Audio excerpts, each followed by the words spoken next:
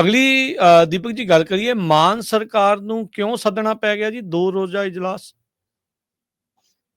ਬਿਲਕੁਲ ਜੀ, 4 ਮਹੀਨਿਆਂ ਬਾਅਦ ਤਾਂ ਕੈਬਨਿਟ ਦੀ ਬੈਠਕ ਸੱਦੀ ਹੈ ਜੀ। ਤੇ ਫਿਰ ਸਰਦ ਰੁੱਤ ਇਜਲਾਸ ਇਸ ਵਾਰ ਕੀਤਾ ਹੀ ਨਹੀਂ, ਹੈ ਨਾ। ਹੁਣ ਸਿੱਧਾ ਮਾਰਚ ਮਹੀਨਾ ਚੜ੍ਹਨ ਵਾਲਾ ਤੇ ਬਜਟ ਸੈਸ਼ਨ ਬੁਲਾਉਣਾ ਪੈਣਾ।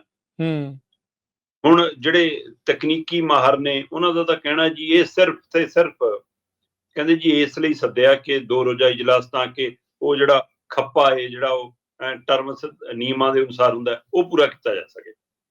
ਇਸ ਲਈ ਕਹਿੰਦੇ ਜੀ ਇਹਨੂੰ ਨਾਮ ਵਿਸ਼ੇਸ਼ ਇਜਲਾਸ ਹੋਵੇ, ਚਾਹੇ ਸਰਦ ਰੁੱਤ ਇਜਲਾਸ ਹੋਵੇ, ਚਲੋ ਜੀ ਇਹ ਉਹਦੀ ਥਾਂ ਦੀ ਪੂਰਤੀ ਕਰ ਦੂਗਾ। ਮਤਲਬ ਜਿਹੜੇ ਇਹ ਕਹਿ ਕੇ ਗੋਗਾ ਗਾਉਂਦੇ ਰਹੇ ਨੇ ਕਿ ਜੀ ਲੋਕਾਂ ਦਾ ਸਮਾਂ ਬਰਬਾਦ ਕਰਦੇ ਹੋ, ਤੁਸੀਂ ਚੁਣੇ ਕਾਹਦੇ ਲਈ ਗਏ ਹੋ ਜੀ, 10 ਦਿਨ ਤਾਂ 15 ਦਿਨ ਤਾਂ ਸੈਸ਼ਨ ਚੱਲਣਾ ਚਾਹੀਦਾ, ਉਹ ਹੁਣ 2 ਦਿਨਾਂ ਦੇ ਸੈਸ਼ਨ ਬੁਲਾਉਂਦੇ ਨੇ, ਹੈ ਨਾ। ਤੇ 4-4 ਮਹੀਨੇ ਬੈਠਕ ਨਹੀਂ ਕਰਦੇ। 8 ਅਕਤੂਬਰ 2024 ਦੀ ਕੈਬਨਿਟ ਬੈਠਕ ਹੋਈ ਆ ਤੇ ਹੁਣ ਜਾ ਕੇ ਕੱਲ 13 ਤਰੀਕ ਨੂੰ ਬੈਠਕ ਹੋਈ ਹੈ। ਹਾਂ, ਇਹ ਬੈਠਕ ਨਾਲੋਂ ਦਿੱਲੀ ਵਾਲੀ ਬੈਠਕ ਦੀ ਕਿੰਨੀ ਅਹਿਮੀਅਤ ਸੀ ਕਿ 10 ਤਰੀਕ ਨੂੰ ਹੋਣੀ ਸੀ, ਉਹ 11 ਨੂੰ ਸੀ, ਤਾਂ ਵੀ 10 ਵਾਲੀ ਰੱਦ ਕਰਕੇ ਦਿੱਲੀ ਨੂੰ ਭੱਜ ਗਏ ਸੀਗੇ। ਸੋ ਇੱਥੋਂ ਹਿਸਾਬ ਲਾ ਲਓ ਕਿ ਜਿਹੜੇ ਕੰਮ ਨੇ ਤੁਹਾਨੂੰ ਚੁਣਿਆ ਤੁਹਾਡੇ ਲਈ ਉਹ ਕੰਮ ਪਹਿਲ ਨਹੀਂ ਹੈ। ਚਲੋ, ਦੇਰ ਆਏ ਦੁਰਸਤ ਆਏ, ਆਖਿਰ ਕੈਬਨਿਟ ਬੈਠਕ ਹੋਈ ਤੇ ਕੈਬਨਿਟ ਬੈਠਕ 'ਚ ਕਹਿੰਦੇ ਜੀ ਕੁਝ ਲੋਕ ਹਿੱਤੀ ਫੈਸਲੇ ਵੀ ਅਸੀਂ ਕਰ ਰਹੇ ਹਾਂ ਜੀ। 3000 ਨਵੀਂ ਭਰਤੀ ਹੈ, ਉਹ 'ਚ PTI ਦੇ ਟੀਚਰ ਵੀ ਨੇ, ਉਹ 'ਚ ਸਿਹਤ ਮਹਿਕਮਾ ਵੀ, ਪੁਲਿਸ ਵਾਲੀ ਭਰਤੀ ਵੀ ਅਸੀਂ ਹੋਰ ਕਰਨੀ ਹੈ ਜੀ। 6 NRI ਅਦਾਲਤਾਂ ਅਸੀਂ ਖੋਲ੍ਹਣ ਜਾ ਰਹੇ ਹਾਂ ਜੀ, ਹੈ ਨਾ। ਐਸਿਡ ਅਟੈਕ ਵਾਲੇ ਜਿਹੜੇ ਪੀੜਤ ਧਿਰਾਂ ਨੇ ਉਹਨਾਂ ਦੀ ਜਿਹੜੀ ਪੈਨਸ਼ਨ ਹੁੰਦੀ 8000 ਨੂੰ 10000 ਕਰ ਰਹੇ ਹਾਂ ਜੀ। ਚੌਂਕੀਦਾਰਾਂ ਦਾ ਮਾਣ ਭੱਤਾ ਵੀ 1250 ਤੋਂ ਵਧਾ ਕੇ 1500 ਕਰ ਰਹੇ ਜੀ। ਸੋ ਇਸ ਤਰ੍ਹਾਂ ਦੀ ਖਾਸੀ ਲੰਬੀ ਚੌੜੀ ਵਾਰਤਾ ਉਹਦੇ ਵਿੱਚ 24-25 ਫਰਵਰੀ ਦਾ ਇਹ ਇਜਲਾਸ ਹੈ। ਹੁਣ ਤਕਨੀਕੀ ਮਾਹਿਰਾਂ ਦਾ ਤਾਂ ਮੰਨਣਾ ਹੈ ਕਿ ਇਹ ਸਿਰਫ ਉਹ ਕੜੀ ਦੇ ਤਹਿਤ ਪੂਰਤੀ ਲਈ ਹੈ ਜੀ। ਹਰਪਾਲ ਚੀਮਾ ਜੀ ਦਾ ਕਹਿਣਾ ਇਹ ਹੈ ਕਿ ਨਹੀਂ ਜੀ, ਸਾਡੇ ਕਈ ਬਿੱਲ ਰੁਕੇ ਹੋਏ ਨੇ, ਉਹ ਬਿੱਲ ਤੁਰੰਤ ਪਾਸ ਕਰਾਉਣੇ ਜ਼ਰੂਰੀ ਹੈ ਜੀ, ਇਸ ਲਈ ਅਸੀਂ ਬੁਲਾਇਆ। ਪਰ ਇਹ ਨਾ ਤਾਂ ਮੀਡੀਆ ਦੀ ਕੋਈ ਪੁਖਤਾ ਖਬਰ ਹੈ, ਨਾ ਇਹ ਕਿਸੇ ਅਮਲੇ ਫਾਲੇ ਨੇ, ਕਿਸੇ ਮੰਤਰੀ ਸੰਤਰੀ ਨੇ ਪੁਖਤਾ ਕੀਤੀ ਹੈ, ਪਰ ਇੱਕ ਕੁਸਰ ਮੁਸਰ ਹੈ। ਮੈਂ ਇਹਨੂੰ ਸਿਰਫ ਕੁਸਰ ਮੁਸਰ ਦੇ ਨਾਤੇ ਸਾਂਝਾ ਕਰ ਰਿਹਾ, ਇਹਦੀ ਪੁਸ਼ਟੀ ਨਹੀਂ ਕਰ ਰਿਹਾ। ਠੀਕ ਹੈ। ਆਮ ਆਦਮੀ ਪਾਰਟੀ ਦੇ ਅੰਦਰ ਹੀ ਇਹ ਕੁਸਰ ਮੁਸਰ ਹੈ।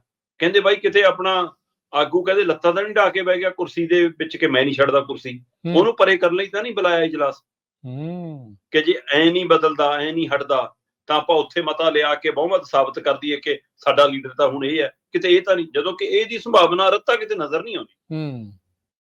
ਪਰ ਇਹ ਆਮ ਆਦਮੀ ਪਾਰਟੀ ਦੇ ਅੰਦਰ ਹੀ ਕੁਸਰ ਮੁਸਰ ਹੈ, ਕਿਉਂਕਿ ਕੈਬਨਿਟ ਨੇ ਤਾਂ ਬੈਠਕ ਕਰਕੇ ਇਜਲਾਸ ਬੁਲਾ ਲਿਆ ਤੇ ਕੈਬਨਿਟ ਦੇ ਵਿੱਚ ਲੰਬੀ ਬੈਠਕ ਹੋਈ ਹੈ। 12 ਵਜੇ ਸ਼ੁਰੂ ਹੋ ਕੇ 3 ਵਜੇ ਪ੍ਰੈਸ ਕਾਨਫਰੰਸ ਸੀ, 3 ਵਜੇ ਬੈਠਕ ਖਤਮ ਹੋ ਗਈ ਕਹਿੰਦੇ, ਪਰ 4:15 ਵਜੇ ਤੱਕ ਕੁੰਡੀ ਲਾ ਕੇ ਅੰਦਰੇ ਬੈਠੇ ਰਹੇ।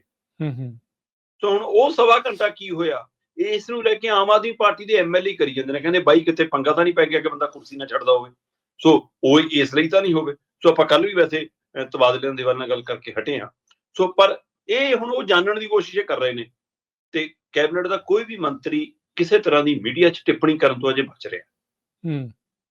ਪਰ ਲੱਗ ਰਿਹਾ ਹੀ ਹੈ ਕਿ ਇਹ ਆਪਣੀ ਤਕਨੀਕੀ ਜਿਹੜਾ ਖੱਪਾ ਹੈ ਉਹਨੂੰ ਪੂਰਾ ਕਰਨ ਲਈ ਇਜਲਾਸ ਬੁਲਾਇਆ। ਫਿਰ ਵੀ ਪਤਾ ਨਹੀਂ ਜੀ ਰਾਜਨੀਤੀ 'ਚ ਕਦੋਂ ਕੀ ਹੋ ਜਾਵੇ। ਸੋ ਦੇਖਦੇ ਹਾਂ ਜੀ 2 ਰੋਜ਼ਾ ਇਜਲਾਸ ਕੀ ਰੰਗ ਦਿਖਾਉਂਦਾ। 24-25 ਫਰਵਰੀ ਨੂੰ 2 ਰੋਜ਼ਾ ਇਜਲਾਸ ਹੈ ਤੇ ਉਹ ਤੋਂ ਬਾਅਦ ਮਾਰਚ ਜਦੋਂ ਮਰਜ਼ੀ 31 ਮਾਰਚ ਤੋਂ ਪਹਿਲਾਂ ਇਹਨੂੰ ਬਜਟ ਸੈਸ਼ਨ ਕਰਨਾ ਪੈਣਾ, ਉਹ ਵੀ ਹੋਣਾ ਜੀ।